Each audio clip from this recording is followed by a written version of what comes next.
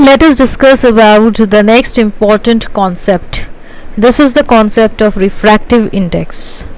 Now, when we speak about refractive index, we can speak of about two things. Okay, we can speak about two things. One is the absolute refractive index, and the other thing is relative refractive index. Now, what is absolute refractive index? See, in absolute refractive index, we compare the speed of light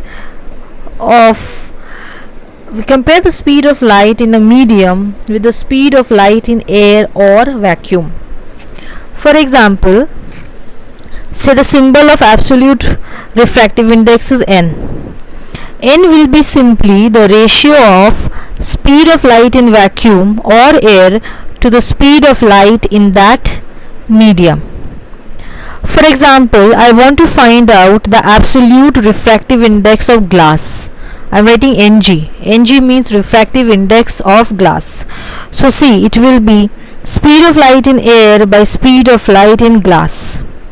Speed of light in air is 3 into 10 to the power of 8 meter per second, and speed of light in glass is 2 into 10 to the power of 8 meter per second. Right? If you do this calculation, you will get 1.5. So the absolute refractive index of glass is 1.5, and you can very well see here that it has got no unit because the meter per second and the meter per second got cancelled. But when we speak about relative refractive index, it will mean that we are comparing the refractive index of one medium with respect to some another medium. For example, I want to compare the refractive index of glass with water. So I will write refractive index of glass with respect to water, Ng by Nw. Always keep in mind, with whatever with respect to we are doing, that we will always keep in the denominator. So Nw is in denominator. Now look very carefully. Ng already means the absolute refractive index. Here your Ng already means the absolute refractive index. So from the definition we can write C by velocity of light in glass divided by Nw will mean the absolute refractive index of water.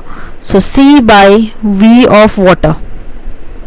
Now what will happen? Your C and C will get cancelled and we will be left with velocity of light in water by velocity of light in glass. Velocity of light in water to the velocity of light in glass. And like this you can calculate the relative refractive index. Right? Let's proceed to calculate. We got this refractive index of glass with respect to water as velocity of light. Let's see what we got. Velocity of light in water to the velocity of light in glass. This is what you got.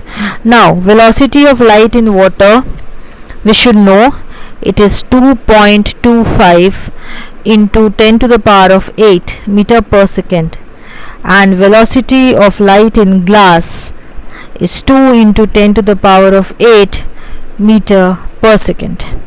So let us do this calculation.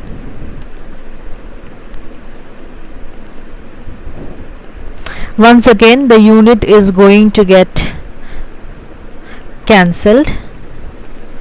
Meter per second and meter per second is going to get cancelled. So see, we will be left with, if you do this calculation, you will get 9 by 8. You will get 9 by 8.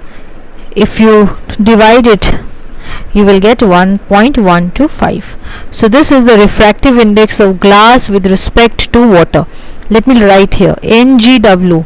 This is refractive index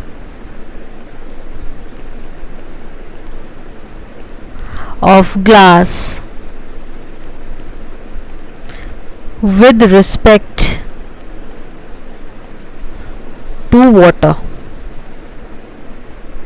Similarly, if you want to find a refractive index of water with respect to glass, if you do the calculations, you will see you are getting Vg by Vw, which will come out to be 8 by 9.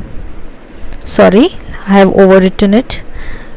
8 by 9, which will be 0.89.